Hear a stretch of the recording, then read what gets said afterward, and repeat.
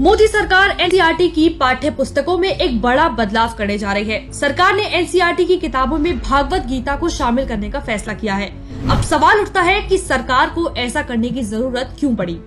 तो जवाब है, आजादी के बाद देश को नेहरू और कांग्रेसी सरकारों द्वारा शिक्षा मंत्री के रूप में दिए ये 5 कांग्रेसी अल्पसंख्यक चेहरे, जिन्होंने अपने कार्यकाल के दौरान सिर्फ भारत का इतिहास ही नहीं बदला, बल्कि आने वाली पीढ़ियों को मुगल प्रेमी बनाने की पूरी व्यवस्था करके गए। इन शिक्षा मंत्रियों ने हमारी किताबों को ऐसा रंग दिया कि हमारी किताबों से हमारे देश का इतिहास गायब हो गया। हमारी किताबें मुगलिया राजाओं की वीरता और महानता की कहानियों से भर दी गई। वहीं दूसरी तरफ महाराणा प्रताप जैसे वीरों को हारा हुआ दिखाया गया। टीपू और औरंगजेब को हिंदू धर्म का समर्थक दिखा दिया। हमें पढ़ाया जाता रहा कि अकबर एक महान राजा था, जबकि हल्दी घाटी का सच हो या मंदिरों के ऊपर अतिक्रमण का सच आज सबके सामने है। इसलिए हमारी किताबों को भी पीएम मोदी के कार्यकाल में अपडेट किया गया है। इन शिक्षा मंत्रियों ने हमारी पीढ़ी को झूठा इतिहास पढ़ने पर मजबूर किया। लाखों हिंदुओं को मौत के घाट उतारने वाले मुगलिया सल्तनत के राजाओं को सेक्युलर चेहरा देने के लिए हमें सालों तक झूठा इतिहास पढ़ाया गया।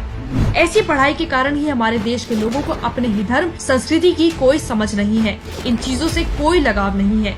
जहाँ एक तरफ दुनिया हमारे गीता और रामायण जैसे धर्म ग्रंथों पर रिसर्च कर रही है, अमेरिकी विश्वविद्यालयों में सालों से हमारे गीता जैसे धर्म ग्रंथ पढ़ाए जा रहे हैं, वहीं दूसरी तरफ आजादी के 75 साल बीत जाने के बाद भी हमारे ही देश में हमारे ही धर्म ग्रंथों को हमारी किताबों में जगह नहीं दी गई। इस बात में कोई दो राय नहीं है कि हमारे भारतीय धर्म ग्रंथों में दुनिया भर का ज्ञान भरा हुआ है।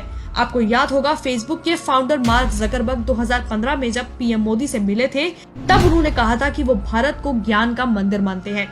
जब वो मुश्किल दौर से गुजर रहे थे, तब उसके गुरु स्टीव जॉब्स ने उन्हें भारतीय मंदिरों में जाने की सलाह दी थी। उसके बाद मार्क जकरबर्ग को अरबों की कंपनी बनाने का आत्मविश्वास आया था।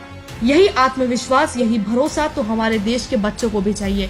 सोचिए, अगर हमारे बच्चे भी इन धर्म ग्रंथों को पढ़ेंगे तो क्या हमें विश्वगुरु बनने से कोई रोक पाएगा?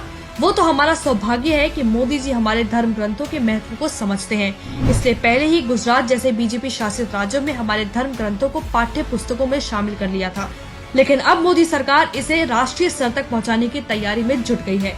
7वीं और 8वीं की किताबों में अब छात्रों को धर्म ग्रंथों के बारे में पढ़ाया जाएगा। इस फैसले से देश के तथाकथित लिबरल गैंग को चोट जरूर पहुंच सकती है। वो इसे धार्मिक रंग देने की भी कोशिश करेंगे, लेकिन गीता आध्यात्मिक और सांसारिक ज्ञान से भरपूर है और ये छोटी उम्र से ही छात्रों में अच्छी आदतें डाल देगी। कांग्रेसियों की गलतियों को सुधारना जरूरी है।